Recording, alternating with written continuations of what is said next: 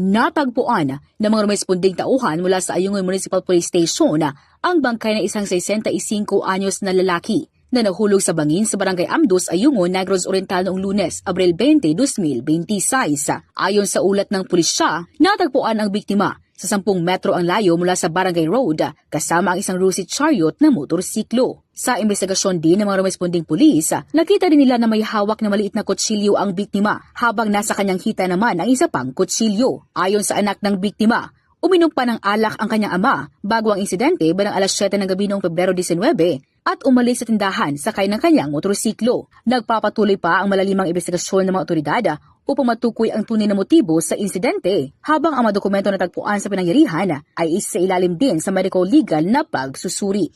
Balita gikan sa K5 News FM Dumaguete. Kini si K5 Rufa de Vero para sa Kampiyon nga Balita, Serbisyo Publiko, Kalingawan sa Negros. K5 News FM.